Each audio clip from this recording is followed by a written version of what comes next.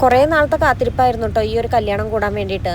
അങ്ങനെ കല്യാണം ആയപ്പോഴേക്കും വിനേഷേട്ടനും നാട്ടിലെത്തിയിട്ടുണ്ട്. അപ്പോൾ ഞങ്ങൾക്ക് എല്ലാവർക്കും ഒരുമിച്ച് കൂടാൻ പറ്റിയതിൻ്റെ ഒരു സന്തോഷമുണ്ട് കേട്ടോ. കല്യാണ വീട്ടിലൊന്ന് കയറിയപ്പോഴേക്കും അവിടെ നിന്ന് എന്തോ കുട്ടികൾക്ക് എന്തൊക്കെയോ വാങ്ങാനുണ്ട് എന്ന് പറഞ്ഞിട്ട് ഞങ്ങൾ ഇതാ വീണ്ടും പുറത്തേക്ക് വന്നിരിക്കുകയാണ് കേട്ടോ. ഞാൻ കൊടുത്തത് കിട്ടിയിട്ടുണ്ടായിരുന്നില്ല, അപ്പോൾ അത് വാങ്ങാനൊക്കെ ഉണ്ടായിരുന്നു കേട്ടോ.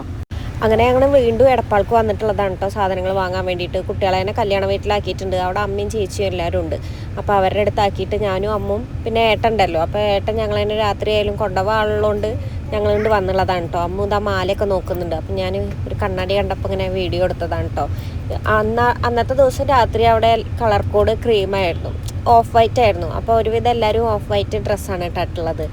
നമുക്ക് ഏറ്റവും വേണ്ടപ്പെട്ടവരുടെ കല്യാണം ആകുമ്പോൾ നമ്മുടെ ഫാമിലി മൊത്തം അവിടെ ഉണ്ടാവുമല്ലോ. അങ്ങനെ ഞങ്ങൾക്കൊരു ഫാമിലി ഗെറ്റ് ടുഗദറും കൂടി ആയിരുന്നു കേട്ടോ. അപ്പം ഇതൊന്നും ഞാനല്ല കേട്ടോ വീഡിയോ എടുത്തിട്ടുള്ളത്. ഇതൊക്കെ ഞാൻ വീഡിയോ എഡിറ്റ് ചെയ്യുന്ന സമയത്താണ് കേട്ടോ കാണുന്നത് ഇവരിങ്ങനെയൊക്കെ എടുത്തു വെച്ചിട്ടുണ്ടെന്ന്.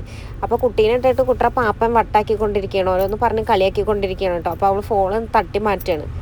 ഇപ്പം ഇങ്ങനെ കല്യാണ വീട്ടിലൊക്കെ ഇങ്ങനെ പന്തലിന് പകരം ഇങ്ങനെ ഒരു സംഭവമല്ലേ, മാല ബൾബ് പോലെയല്ലേ ഇടുന്നത്. അപ്പോൾ അത് കാണാൻ നല്ല ഭംഗിയാണല്ലേ.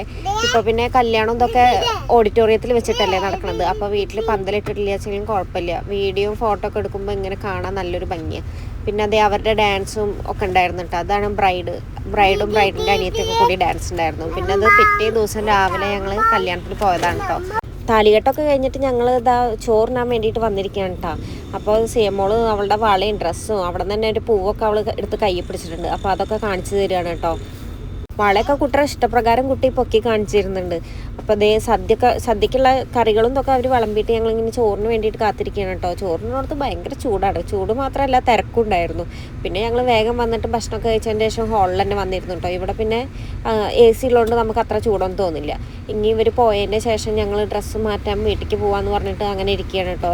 ഞങ്ങൾ ചെക്കൻ്റെയും പെണ്ണിൻ്റെയും കൂടെ ഫോട്ടോ എടുക്കുന്ന സമയത്ത് ആരിനും താനും കൂടിയിട്ട് ഞങ്ങളുടെ കൂടെ ഉണ്ടായിരുന്നില്ല കേട്ടോ. അവർ ഫുഡ് കഴിക്കാൻ വേണ്ടിയിട്ട് ഒറ്റയ്ക്ക് പോയി. അങ്ങനെ അത് ആ വിഷമത്തിൽ ഞങ്ങൾ വിളിച്ചില്ല എന്നുള്ള വിഷമം പറഞ്ഞിട്ട് ആരും കരയായിരുന്നു. അപ്പം അമ്മ ആരിൻ്റെ വിഷമം മാറ്റാൻ വേണ്ടിയിട്ട് ഫോട്ടോ എടുക്കുകയാണ് കേട്ടോ ഇരുന്നിട്ട്.